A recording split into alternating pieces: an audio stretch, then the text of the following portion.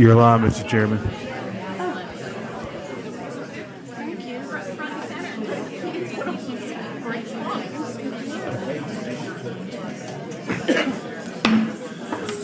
I'd like to call the Greenville County Communications and Governmental Affairs Committee meeting to order and public communication forum.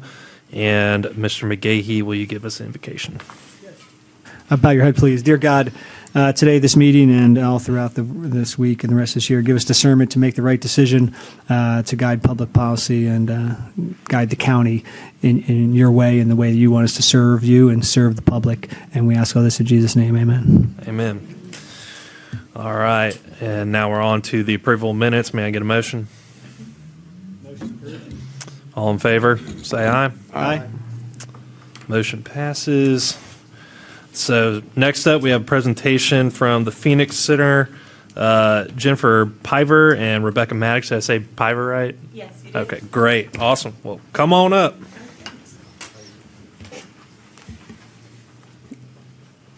First of all, let me start by saying thank you. We're coming here today with my partners, who I'll introduce in a second, to take you back to 2020 during COVID, when you were issuing the funds for Greenville Cares funds. And today we wanted to bring a moment in time where we could recapture and let you know what we've done with those funds and how things are going today. So thank you again for the funds then and how they're still helping our community now. And I'm here, I'm with Mental Health America of Greenville, and I have Tiffany Parker from NAMI and Jessica Owens from the Phoenix Center, who will also be talking tonight. Thank you.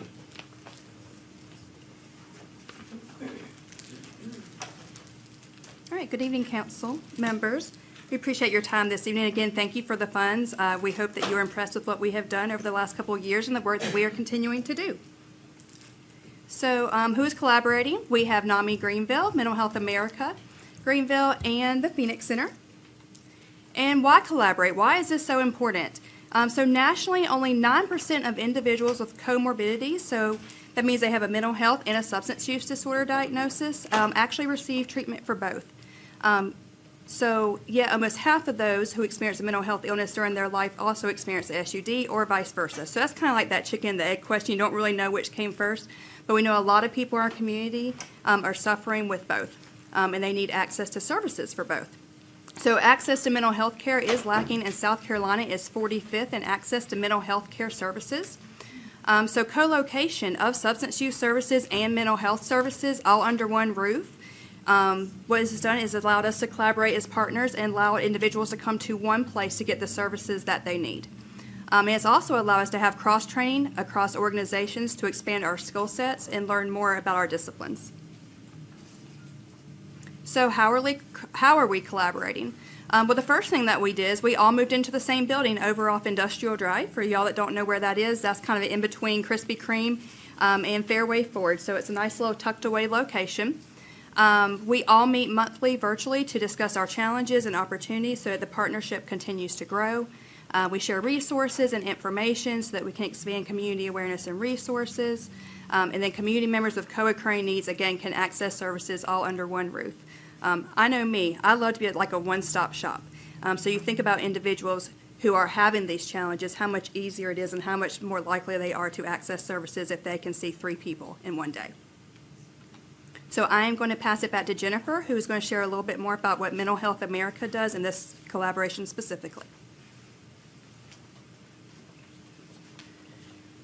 So as part of this collaboration, we were providing the crisis line services in the community. At that time, that's what we called it, was crisis line.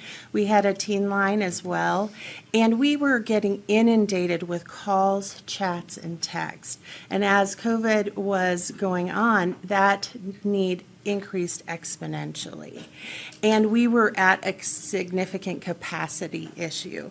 We were struggling with space, just physical space. We were struggling with technology. And we also knew that we were going to grow with 988. And what your funds allowed us to do was to co-locate with our partners here and build that foundation to really help the community as they were struggling with mental health and substance use disorders. The suicide rates were significant. People were isolated and alone and struggling. And that really helped us to meet the need, increase our training and increase our staff, and provide those resources and a safe place for people to talk while they were struggling. And more importantly, we were also able to connect them immediately to NAMI and the Phoenix Center. Another piece of the collaboration that we all built together was how can we help each other during different transition points with someone's care. So, for instance, if someone was being discharged from the detox center, what kind of supports do they need? What kind of supports might their family need? And how could the three of us work together to do that? So one of the programs that we collaborated on was a reassurance line program.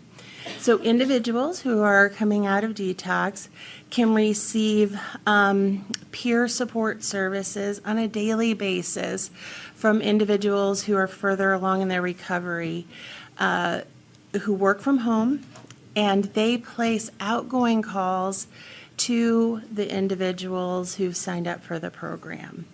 This program is also in coordination with their care provider. So if you can remember back then, and it's still true today, how folks were isolated, there was challenges with access to care, but with us being a partner with the individual and their provider, if we started to see that Bob was no longer answering phone calls or he wasn't participating in meetings or stopped taking his medication, we could loop the therapists and clinicians in very quickly to intervene. And that was a significant benefit towards helping folks along. And we were also able to immediately connect them to NAMI as well. Additionally, we provide, again, the hotline services for the city, and we offered representative payee services. I don't know about you, but money's hard, right? And if you're struggling with a mental health condition or substance use disorder, that can complicate things and make it even more difficult, right? And provide some instability in someone's life. So we receive their funds and make sure the rent is paid, utilities, that they have spending allowances and money for food. So really helping to provide those wraparound services that help keep someone independent, living with dignity, and at home. So thank you for letting us participate in those CARES funds, and I will connect you to Tiffany. Hello, everyone. My name is Tiffany Davidson Parker. I'm going to see if I can work this thingamajigger here. Okay. And I serve as the Executive Director for NAMI Greenville, South Carolina.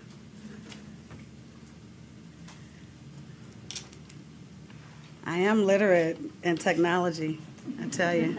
There we go. Okay. All right, so NAMI Greenville, we are the largest grassroots mental health organization nationally. We have been in Greenville County for 38 years. Who knew? So I want you to know that we are working to do great work, and through our partnership with the Gibson collaboration of the Phoenix Center and Mental Health America, we're able to do just that. And how, may you ask? We are able to make sure that youth are getting connected to the supports that they need in the educational system by providing education, advocacy, awareness, and support. We're doing the same for our veteran community as well. All of our programs are cost-free. Right. And what that means is in these times where there's much change and many things to be concerned about Medicaid and all the funding streams, we are a consistent mainstay where folks can have access to support groups on a weekly basis, no matter what they look like, where they come from, their income, their ethnicity. They can come right to our office and get access to free support programs. Support groups. Our educational classes for individuals with lived experience and family members who are desperate to find out how they can support their family members with mental health care. We are a consistent resource that will meet them right where they are. We're working not only to strengthen our partnership with our collaborative here at the Gibson Center, but also to work with churches and schools and community centers in a way that allows for ongoing education, awareness, advocacy, and support to be more available. Right now, we are primarily located in the city and serving primarily in the city of Greenville. Our effort is to make sure that we're going as far as Tigersville, as far as Marietaville, going to all the corners of the county so that we can be accessible for those who have transportation issues, for those who have language barriers, for those who need us the most. And so we are honored to have served in this capacity as long as we have and in this partnership. And some of the things that we have done is, again, making sure that we are offering access specifically for those who are having co-occurring disorders, substance misuse, and mental health care concerns, that, again, they can get the education they need to help keep them stable, that their families and their friends can learn how to support them along their journey to mental wellness. See, oftentimes we talk about mental illness and forget that there's a spectrum. There is a spectrum, and that's called mental health. We all have it, and we all need it. And so we are grateful for our collaboration. We are grateful that we can continue to offer supports and education to Greenville Police Department around our crisis intervention training and other mental health care supports. Guys, we have a lot of programs, and I can spend time with you one-on-one to talk more about that. Thank you so much for this opportunity. Thank you for supporting this collaborative, and we are here to serve in a great way. Thank you so much.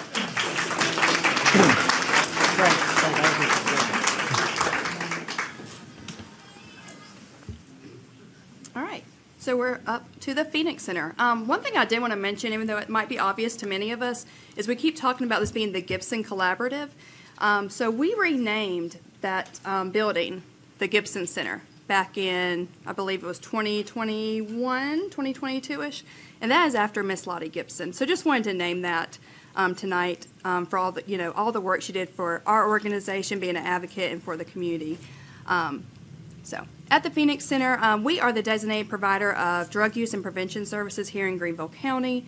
There is a similar organization to us in every county here in South Carolina. So we have a vision of inspiring hope, promoting health, and strengthening communities. So we have staff who are licensed and credentialed, and they're going to provide person-centered services and family-centered approach for all Greenville County and beyond. So we primarily serve Greenville County, but especially with our withdrawal management unit and our Serenity Place services, individuals come from all over the state and sometimes even out of state to access these services. Okay, so specifically in this collaboration, we ensure that the basic facility costs are covered so that each program can operate successfully. So that is approximately $60,000 a year just for the space. We provide trauma-informed care training to all staff as requested. So it's an in-kind donation of $75. Trauma-informed care is so important. We find that about 90 to 95% of folks who have substance use disorder also have some type of history of trauma. You're going to find a lot of individuals who are accessing mental health services also have some type of trauma history. So our goal through this is to provide safety, trust, choice, collaboration, and empowerment so that we are not re-traumatizing our clients and also our staff. A lot of times our staff have been through similar experiences, so we want to consider their needs as well. And then we also function as the lead agency for our monthly meetings and our communication with you guys in county administration. Future plans, having co-branded events, so just working as closely as we can together to get our messages out there. Funding opportunities, so always looking at grant opportunities and ways that we can find additional funding. media campaigns, putting our logos on each other's websites, all those type things, and just bringing additional community awareness. And then we are all three open to questions. Does anyone have any questions? Mr. Chairman, thank you. Not really a question, just wanted to brag on the entire group being able to serve as the kind of liaison between council and the Phoenix Center. The amount of knowledge that everybody in the room have had every time I've been to a meeting makes me feel very not smart, let's put it that way. They have a wealth of knowledge, and they cover the county too. I've met people in the most northern and southern parts that are affiliated with the Phoenix Center and the other partners, and I just wanted to thank you for what you do and what it's done for our citizens and the help you give them. Thank you. Thank you, Mr. Chairman. Anybody else? All right. Well, thank you so much for presenting, and thank you for everything you do. And Lord knows I need some more mental wellness after taking this job.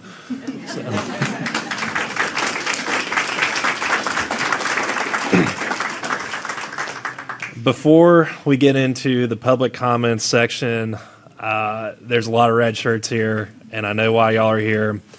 So just to let y'all know, there's an investigation going on, so we can't really comment on anything. But what I can say is if you see some sort of questionable animal abuse thing, please call county codes or call the sheriff's department to get involved. Otherwise, you may find yourself in a sticky situation. You know, they have the proper channels and authority to address those situations. So we're not trying to encourage a lot of vigilantism or anything like that, but please, please, please call codes or the sheriff's department if you see something that doesn't look right. And so now we'll move on to public comment, and our first speaker is Mary Brenner.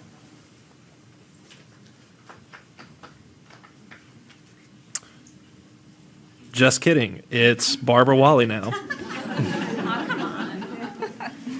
Hi, I'm Barbara Wally, and I'm in District 20. We are all here in red because a group called Anakin's Trails and a Good Samaritan got arrested after trying to help a dog named Max. You all know this already. I just wanted to let you know. Who is Max? I want you to imagine being unable to walk, struggling to breathe. It's triple-degree heat index. Your heart is weak. You have no water. You have no food, no shade, and no access to relief. You're tied to a pole in direct sunlight in Greenville, South Carolina in July. No one is coming to save you. This is your life. This is not temporary. And this was Max's final day. I'm not here to sell you a story or defend the wrong side. I'm here to tell you that per our existing laws in Greenville County, the dog in the photos, and I'm sure you've seen plenty of photos and gotten plenty of emails, is not on an appropriate tether, did not have adequate water, shelter, space, bedding, or sanitary conditions accessible nearby, and adequate humane care was not provided. And per our new laws, as you guys all know because you voted for them unanimously, May the 6th, 2025 in Greenville County, the dog also did not have adequate shade or food and did not have an appropriate identification to indicate the dog's name or the owner, and most importantly, was kept outside in temperatures exceeding 90 degrees. We did not fight to put better laws in place to protect animals just to see those very laws lay useless. A very clear message was sent to the citizens of Greenville County that the treatment of dogs like Max does not warrant an investigation or charges to the person that's abusing it. Because there are hundreds, if not thousands, of Maxes laying right now in the dirt in this county, tied up with no shelter, no food, no water, and we told those owners that treating animals like this is okay. And I'm not here to admonish animal control or law enforcement. I have a great respect for what they do, especially with their limited resources. I'm here to speak to a multi-level culture where people see a dog tied up to a pole, whether in person or in photos, and then they look the other way. It's our duty, those of us especially who know better, to help educate these owners in how to better care for their pets. To see what's happening to dogs like Max, we have to actually look and see what's happening to dogs like Max. And to not discourage or scare, most importantly, the helpers from wanting to help. But it's also our county's responsibility to enforce our animal welfare laws, especially for animal abusers. Justice needs served for dogs like Max. I'm going to leave now because I respect the police investigation being open and ongoing with Anakin's Trails. I just want to be very clear, I came here to give a voice to Max. So thank you so much for listening, and have a good night.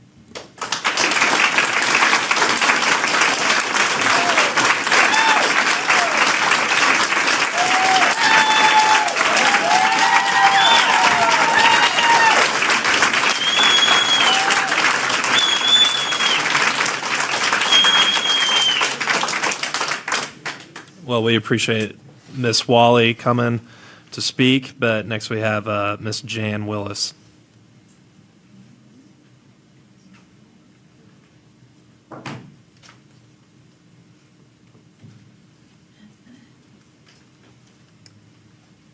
Hello, it's been a while. I'm Jan Willis, 106 Linkside Drive, Taylors.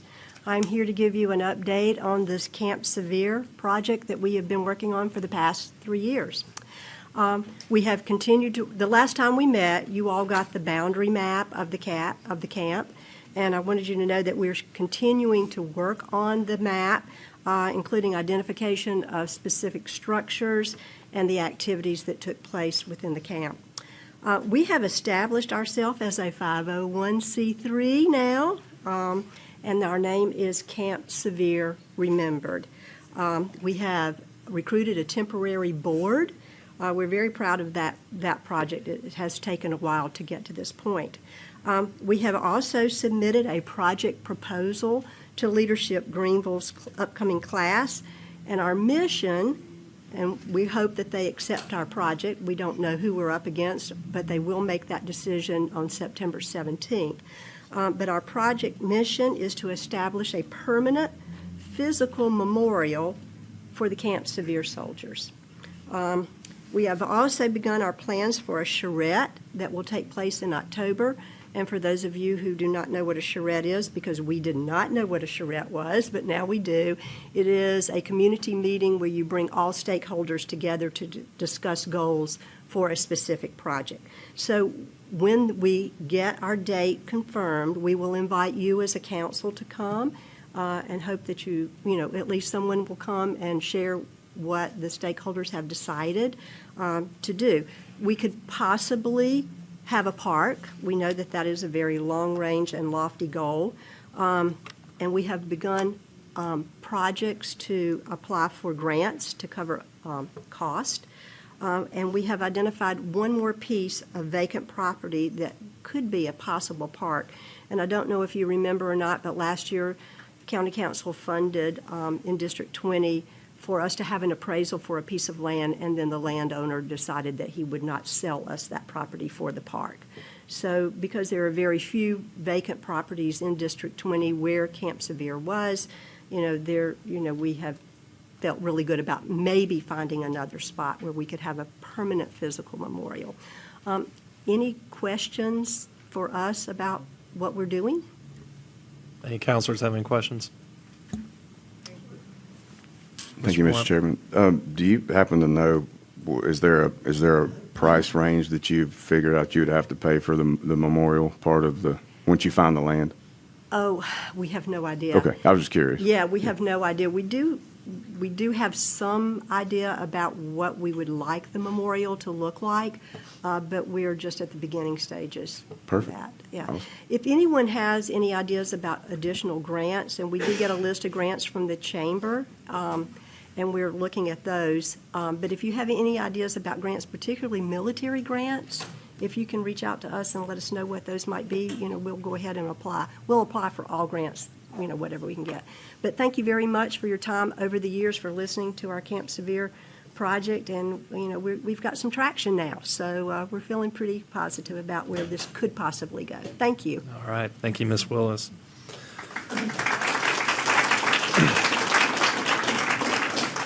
Next up, we have Brenda Buchik.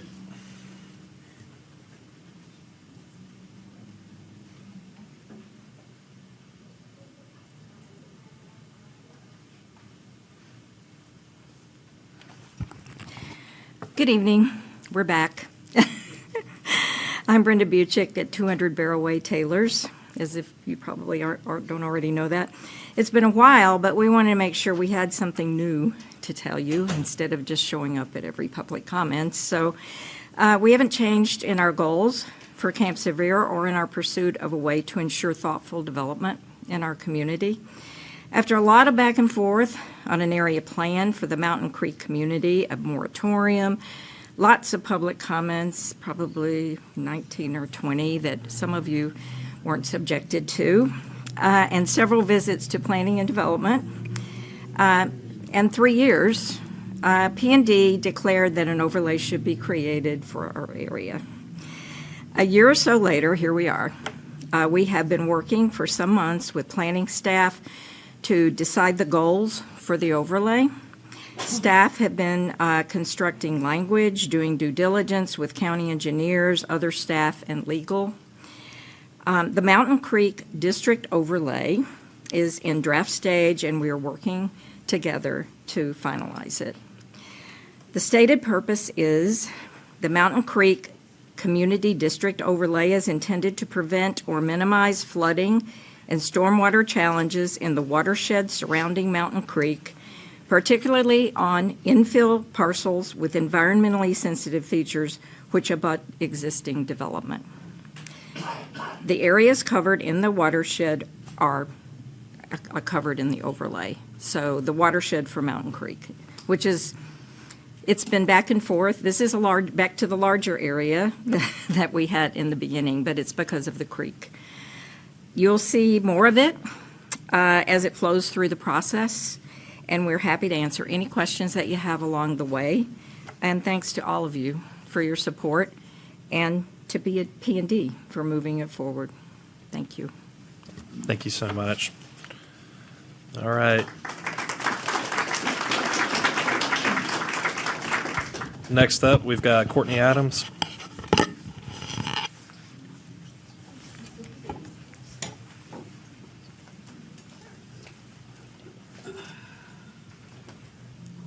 Hello. My partner's sister, who I'll call Dee, was one of the 4 women arrested and charged in the case of Max, and I just wanted to share a bit about that experience. Around 3 p.m. on August 7th, Dee, who was on her way home from work, called frantic because she believed she was being followed as an SUV was making every turn she took down back roads. Thinking that this person may have ill intentions, she pulled into a local store and ran inside, and I rushed to the store, and just as I arrived, she was walking out with 2 plainclothed officers wearing bulletproof vests and firearms, and right at the entrance of the store, they shackled her wrists and her ankles and took her away. We attended her bond hearing at 10 p.m. that night, and as the judge read off her charges, conspiracy, trespassing, malicious injury, and stealing and killing an identifiable animal, the entire room gasped in horror. And rightfully so, because stealing and killing an animal is a horrific crime. And I can only imagine the thoughts and assumptions that were running through the minds of everyone in that room. However, we were not able to speak in her defense or tell the story of what occurred. No, at a bond hearing, only the victim is allowed to speak. And so we had to sit within arm's length of the owner and just listen. And all I could think about during that time was how wrong Greenville County got this, how the owner should be sitting on the other side of the glass with charges of animal cruelty and neglect read off by the judge. And Dee speaking on behalf of the real victim, 13-year-old Max, telling the suffering he endured, tied up to a pole in 100-degree heat with no water and no shelter, matted fur caked in mud, and face covered with flies and fleas, slowly dying a painful and miserable death all alone. After the hearing, we immediately worked to secure her bond, but the jail was so backed up that they wouldn't allow us to post bond until 9 a.m. the next morning. We waited in shifts at the jail the entire next day, hoping with every passing hour that she would soon be free. She was finally released at 6 p.m. after spending 27 hours in custody. She shared with me that due to her dietary restrictions, she had no food the whole time. The majority of her stay was spent in a cold room with no blanket. And she was told that no one had paid her bond and was given no time frame of when she'd get out. So her mind went to a dark place and she grew frantic, thinking she'd never be released. Dee has been a resident of Greenville her entire life, and she has no criminal record. She has a job, a partner of 10-plus years, and 2 kids. In fact, on the night she was arrested, she was supposed to attend a Meet the Teacher night at her daughter's school. It was a very traumatic experience for her, and she has suffered breakdowns and panic attacks since, and she has constant anxiety that she's being followed. She's not a criminal and didn't deserve to be treated like one for being one of the only 4 people who showed Max care and compassion toward the end of his life. The wrong people were jailed, and if Greenville County's ordinances had been enforced, then this had never happened. Thank you, Ms. Adams. Yeah, thanks.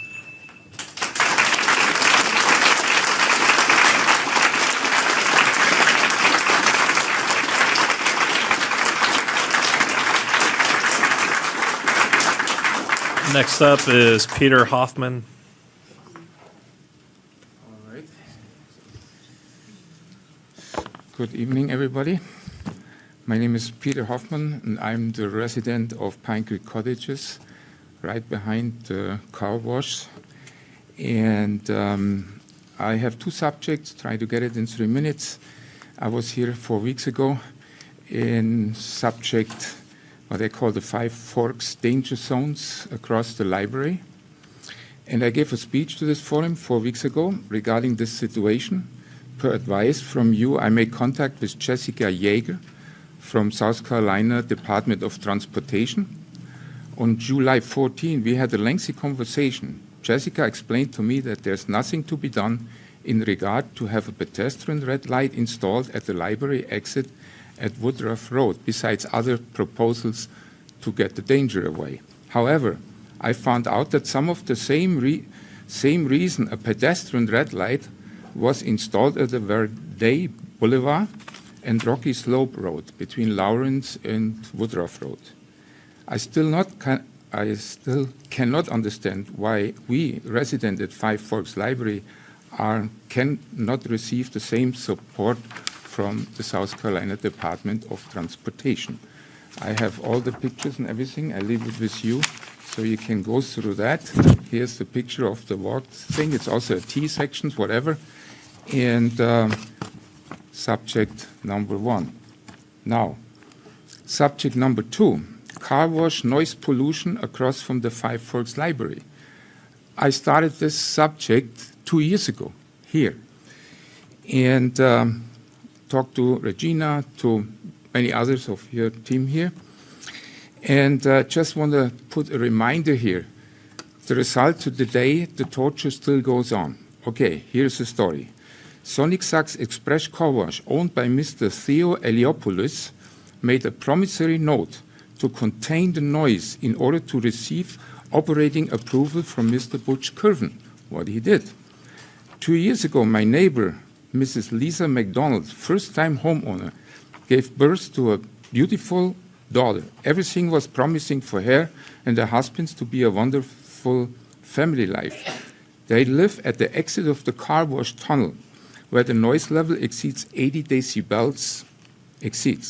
Her baby's health is in jeopardy, and the car wash owner has not fulfilled his promise to contain the noise pollution. We as a community need urgently your help. Almost made it. Thank you for your attention. And I hope after 2 years suffering, we may come to a solution that the owner installs a sound barrier fence, what he promised, because he did not contain the noise thing. He made an open concept instead of that. Okay, right there, my point. All right, Any questions? Thank you. Thank you, Mr. Hoffman. Next up, we have Ed Paxton.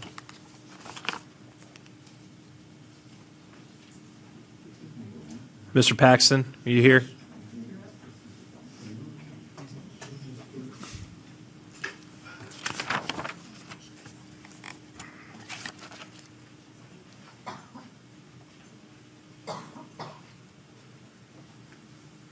Good evening. I'm Ed Paxton. I got some questions. Don't expect any answers, but I got some questions. First one is, why can't we have an ordinance which prohibits parking of vehicles on county roads and causing other vehicles to stop and let a third vehicle pass? It's not uncommon for the area where I live for a homeowner and renter to park his vehicle on the active pavement or a road for 10 days, a county road for 10 days to 2 weeks at a time. And the sheriff's attitude is, you can go around. Is that the purpose of a road? Next question I got is, why we can't prohibit and get enforcement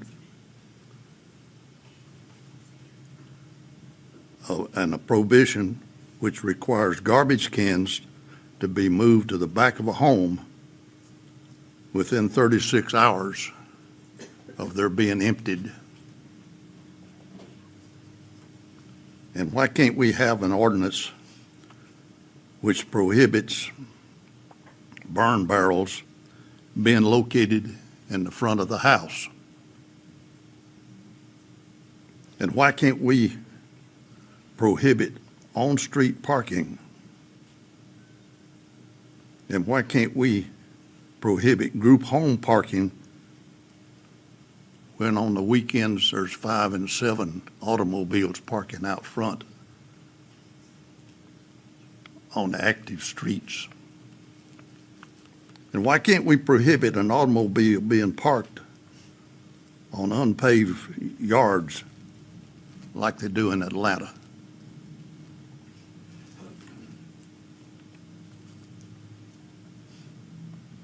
And why can't we just prohibit burn barrels altogether?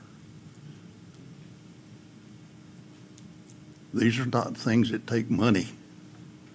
This takes enforcement. And the problem we got is our people don't seem to want to enforce, or they don't have the means. I ask you to dig into these requests. All right. Thank you, Mr. Paxton.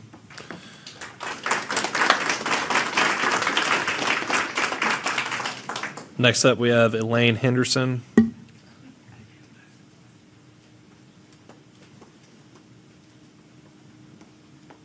You have to excuse me, I'm a little hoarse. I'm Elaine Henderson, and I am with We Are Zeus organization in Lexington.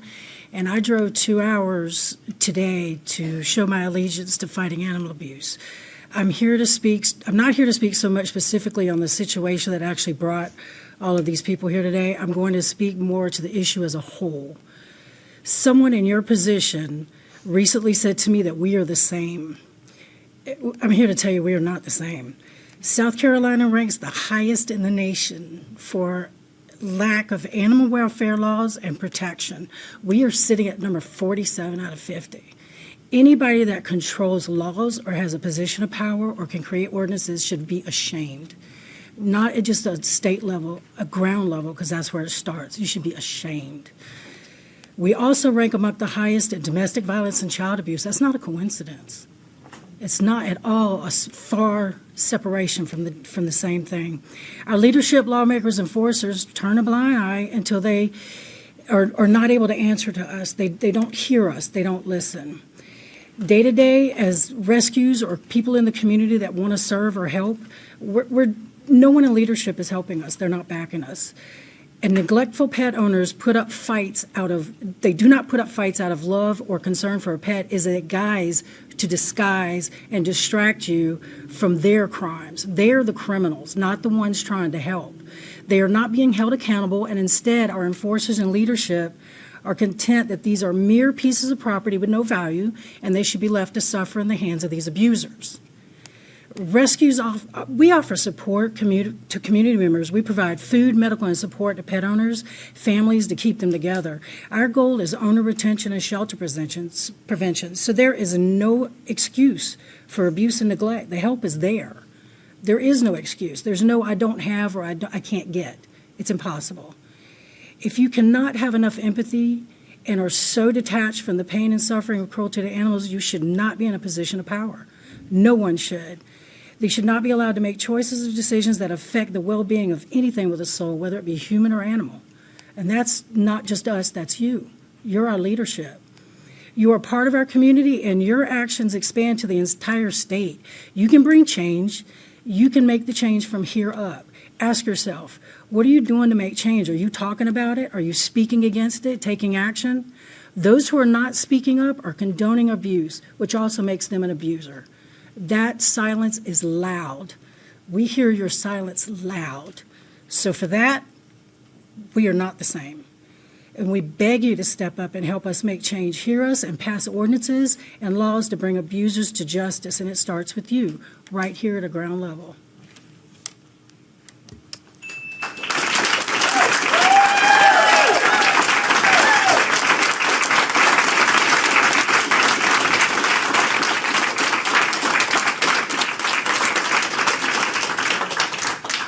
Thank you, Ms. Henderson. Next, we have Darlene Pace.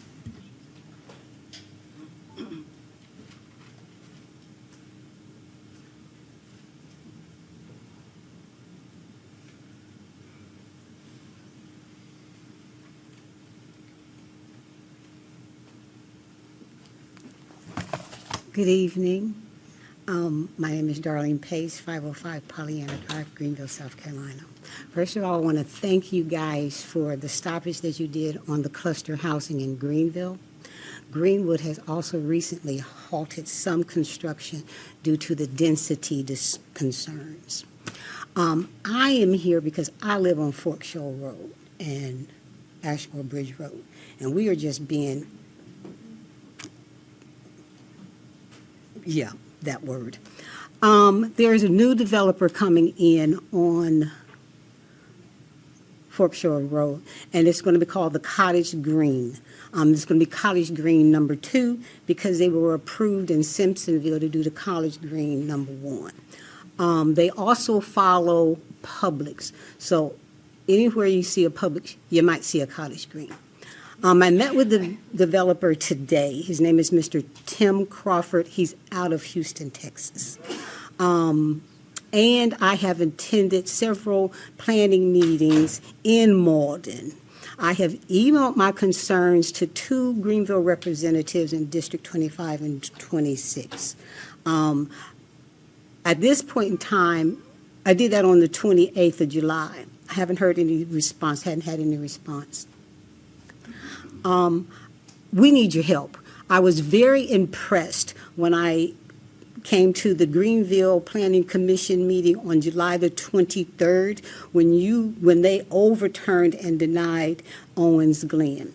I'm going to let you know just some of the developments that we are experiencing right now in Fork Shoal Road, Reedy Shoals Road, all those shoals just really get to me. We have the Chestnut Reserve. We have Polte, which is part of Harrington, which Harrington already has about 600 to 800 homes. You're getting ready to get 60 more. And you're going to come off of Reedy Shoals Road. There is no place for them to come out on Fork Shoals. So just imagine that traffic. You have Tanglewood, you have Ardenwood, you also have Parkside Heights. On Conisty Road, where they just fixed the dam, there is a big monstrosity there. I have no idea what that is, but I do have the MO number. You have Standing Springs, you have Griffin Mill Road, you have the Cottage Green, you have Hidden Lakes, you have Adams Glen, you have Chestnut Ridge. We need your help. We are Malden, Piedmont, Greenville. We're no one's child, but we're everyone's taxes. Someone just said, when you see something, say something. I'm here now because I have been trying to get someone in my district to listen to me since 2021, 22, and 23. Please help us. Thank you. Thank you, Ms. Pace.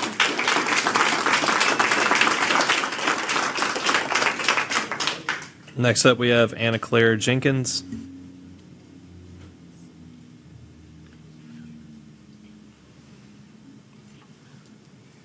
Bueller.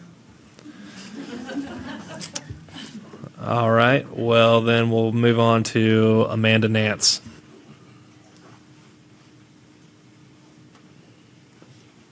Hi, how's everybody? Couple of things. I don't have on a red shirt because I was at work. But to that point, I did show up for that reason as well. If that dog, sorry, I'm trying to keep it together, had been any aged human, those women would have been charged for neglect, or whoever lives there would have been charged for neglect. Nothing that is alive and has nerve endings should be treated like that. It's not right. We are not that kind of this is not what we do. It doesn't make any sense. It doesn't make any sense. And we don't need to be headed in that direction. That's not the kind of place that I was raised. I grew up in Simpsonville. I've lived here my whole life. I've went to college in Greenwood. Everything I've done has been here in South Carolina my whole life, and I love it. I love Greenville. I now live near Bob Jones in Delwood. We've been there for almost 20 years. I've got, to my second point, 2 teenagers learning to drive. I don't want them to learn to drive here. It's not the same place it was when I was growing up. It's very hard to get out on these roads now. I've already had one wreck her car. It was her fault, but it's that much congestion. I love this place, and I am ashamed that every time I come to a meeting, or every time I speak about something like this, no one cares about the people that are here.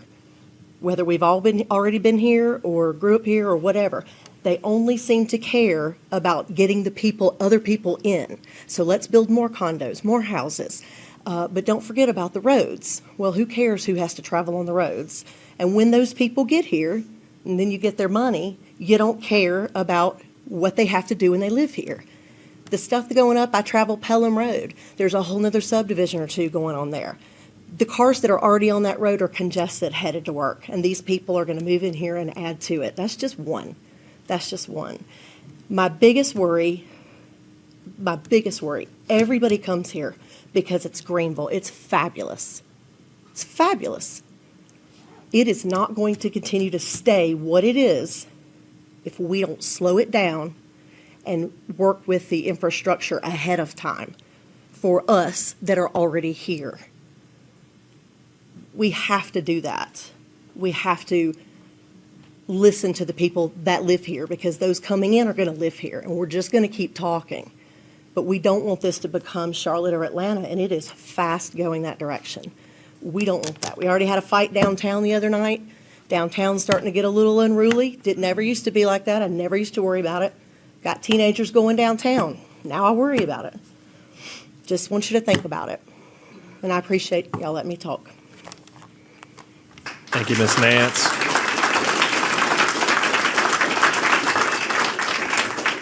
And for our final speaker, we have Melanie Brown.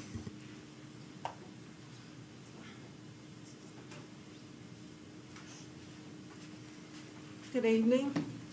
Thank you for your time. I didn't prepare a formal whatever, but I want to speak to everybody here. I'm kind of nervous. I've never spoken at this type of situation, but I'm here representing 5 generations of land ownership in District 25. I'm representing the Brown family. My dad is 84 years old. My mom is 77. She's sitting back there. We have several acres of land on Bowling Road, Staunton Bridge Road area, and we're here to just let you all know that we're real people. We've been behind a couple y'all trying to get y'all to increase the density that you all gave us on the property or whatever, because I'm sure that when my grandfather purchased the land, he didn't purchase it to be a dumping ground or just, places where, you can just, anybody can just, come and throw their trash and different things like that. We'd like to ask you for your help. We actually need the density enlarged so that we can put some beautiful homes there, but we also want to keep the greenery there too. So if you guys could help us together, we could have homes there for the homeless people or people that are not able to afford houses in the city of Greenville. We could put some of those things in the county. With your help, we could keep the green space and then also provide homes for other people too. So like I said, I don't have a formal speech prepared, but we have several acres of land that we'd like to see something with before my dad leaves here. I'm 52 years old. I have a 7-year-old. I lived in Georgia for 26 years. I'm back here at home. I'm here to help. Whatever you need me to do, whatever ideas that you have for us to improve the county, we could do that. I went to church at, I'm sorry, y'all, White Plains Church is right there on the corner. My family is buried at Bethlehem, and my grandfather had a plan for us. He had a huge plan for us. My grandfather had he has 7 great granddaughters. I'm one of them. I'm the last born. And so this has been put on my plate, and I'm asking for y'all's help. We were looking for 20 houses per acre. And so I don't know if that's over the limit, But whatever y'all could give us to improve the county, because, I mean, we're close to downtown, so people would love to live there. And then, like I said, we have several acres of land that we can leave for green space that everyone's asking for. I know everywhere is growing and everything like that, but we need to grow in our area as well. So whatever you guys could do to help us to grow in that area, but to keep green space, we would just love it. And again, I want you to know that the Brown family is for real. We are here. We have several acres of land that we want to improve. Thank you.